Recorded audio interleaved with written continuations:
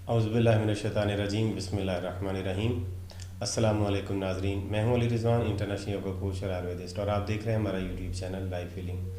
नाज़रीन, ग़िज़ा से नफ़रत एक अमूमी बीमारी है और एक आम मसला है।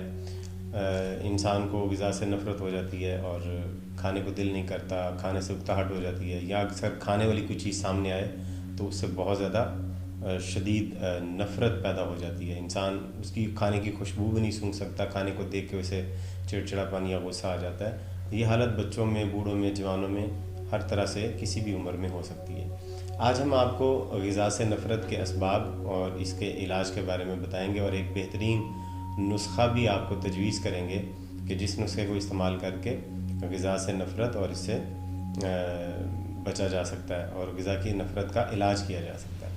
नाज़रीन, आयुर्वेदा की किताबों में ग़िज़ा से नफ़रत की बीमारी को अरूचक कहा गया है। अरूचक का मतलब ग़िज़ा से नफ़रत, तआम से नफ़रत या खाने से नफ़रत है। तो पहले हम इसकी अमूमी वजूहात पर बात करते हैं कि क्या वजह है कि जिससे ग़िज़ा से नफ़रत पैदा हो जाती है। ग़िज़ा से नफ़रत की दो तरह की वजूहात हैं, एक ज़हनी वजूहात हैं और दूसरी जिस्मानी वजूहात हैं। पहले हम ज़हनी वजूहात की बात करते हैं।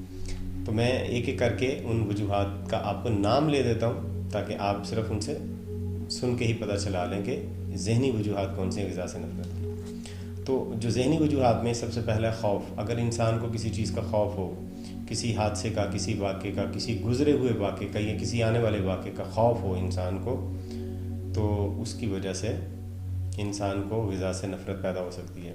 दूसरा है किसी किस्म का डर होना। लेकिन खौफ और दर्द दो अलग अलग चीज़ें हैं। दर्द माजी का होता है, माजी में जो गुज़रे हुए हादसात और वाक़यात होते हैं जो जहन में बैठ जाते हैं, उनका दर्द होता है। आने वाले वाक़यात का खौफ या डर होता है। अगर किसी किस्म की तकलीफ़ हो, जिस्मानी तकलीफ़ हो या जहनी तकलीफ़ हो, तो इस जिस्मानी और जहनी तकलीफ़ की वजह से भी इंसान को ग़िज़ा से या खाने से नफ़रत पैदा हो जाती है। इसके बाद है लालच। अगर किसी इंसान के अंदर तमा या लालच पाया जाए किसी चीज़ का, तो उससे भी इंसान की भूख उड़ जाती है, इंसान को ग़िज़ा से नफ़रत हो जाती है। तमा और लालच इंसान में ग़िज़ा से नफ़रत पैदा कर देता है। इसके बाद है गुस्सा। अगर किसी इंसान को बिला वजह शदीद गुस्सा आता हो और बेकाबू गुस्सा हो अगर उसका, तो उसकी वजह से भी इंसान को ग़िज़ा से नफ़रत पैदा हो जाती है और जिस्म ग़िज़ा हज़म नहीं कर पाता।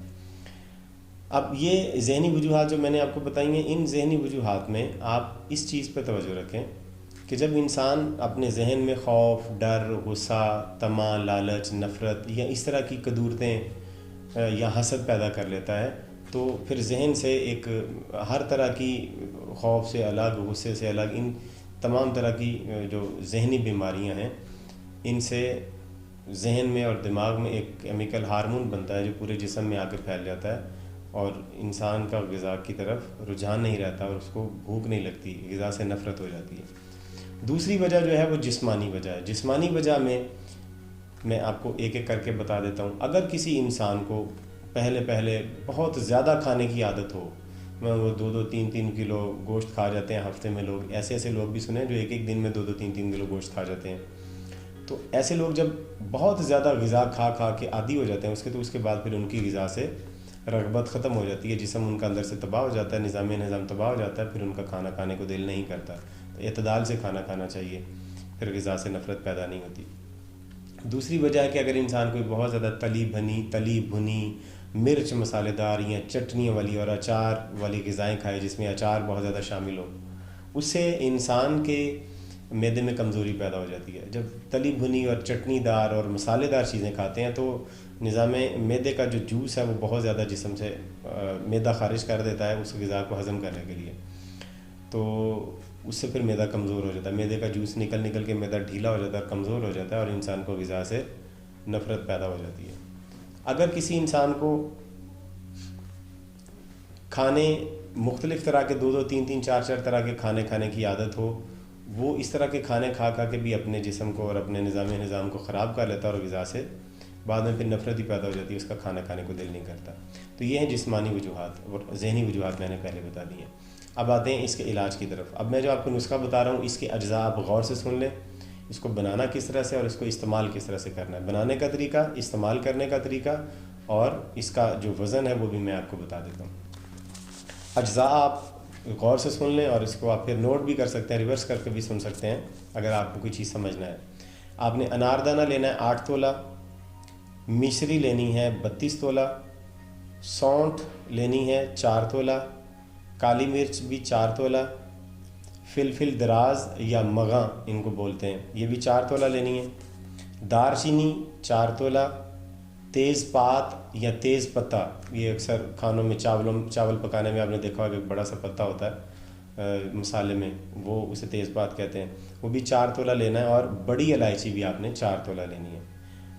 یہ سارے جو وزن میں نے آپ کو بتایا ہے، یہ اس طرح سے وزن رکھنا ہے۔ اگر آپ کم مقدار میں بنانا چاہیں تو ان کی مقدار آپ آدھی کر دیں گے، یعنی جو وزن میں نے آپ کو بتایا وہ آدھا وزن کر دیں گے۔ اگر کوئی 8 تولہ ہے تو اس کو 4 تولہ کر لیں، اور کوئی 32 تولہ ہے تو اس کو 16 تولے کر لیں، اور جو 4 تولے اس کو 2 تولے کر لیں، تو آپ کی وہ نسخہ آدھا ہو جائے گا۔ اس کو آپ برابر اس مقدار میں لے کے اس کو اچھی طرح سے آپ پیس لیں، اس کا پاؤڈر بنا لیں، گرینڈ کر کے پاؤڈر بنا لیں، یا کسی بھی طرح سے جس طرح سے کوٹ کے آپ پاؤڈر بنانا چاہتے ہیں اس کا آپ پاؤڈر بنا لیں۔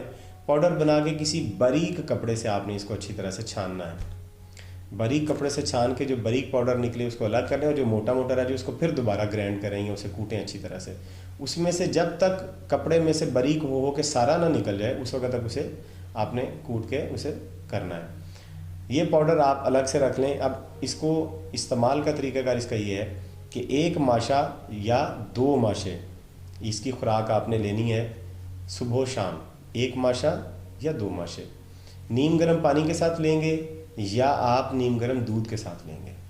ٹھنڈے دودھ کے ساتھ بھی نہیں لینی اور ٹھنڈے پانی کے ساتھ بھی نہیں لینی، نیم گرم پانی کے ساتھ یا نیم گرم دودھ کے ساتھ۔ تو یہ غذا آپ اس طرح سے استعمال کریں گے، اور انشاءاللہ العزیز اللہ کے فضل و کرم سے آپ کو غذا سے محبت پیدا ہونا شروع ہو جائے گی، اور غذا سے نفرت پیدا ہو جائے گی۔ اب اس کے ساتھ جو تدارک آپ نے جن چیزوں کا کرنا ہے وہ خوف، ڈر، لالچ، حسد، نفرت اور تکلیف وغیرہ، اس طرح کی کوئی بھی اگر آپ کے جسم میں یا ذہن میں کوئی تکلیف ہے اس کو نکالیں، اور ان نفسیاتی امراض کو اپنے جسم سے آپ باہر نکالیں گے، ان سے آپ چھٹکارا حاصل کریں گے، اور یہ آپ نسخہ بھی ساتھ میں استعمال کریں گے تو انشاءاللہ العزیز آپ کو غذا سے محبت بھی پیدا ہونا شروع ہو جائے گی، اور آپ کی بھوک بھی بہترین ہو جائے گی۔ تو امید کرتے ہیں کہ آپ کو یہ ویڈیو پسند آئی ہوگی۔ اگر آپ کو یہ ویڈیو پسند آئی ہے اور آپ مزید اس طرح کی ویڈیوز دیکھنا چاہتے ہیں تو ہمارے چینل کو سبسکرائب کر لیں۔ ہر روز 2-3 ویڈیوز ہم اس طرح کی اپلوڈ کرتے ہیں۔ چینل کو سبسکرائب کر کے بیل کا آئیکن دبا لیں، اور ساتھ میں آل نوٹیفیکیشن کا بٹن بھی پریس کر لیں، تاکہ ہم جو بھی نئی ویڈیو اپلوڈ کریں اس کا نوٹیفیکیشن فوراً آپ کو ملے اور آپ اسے دیکھ سکیں، مس نہ کر سکیں۔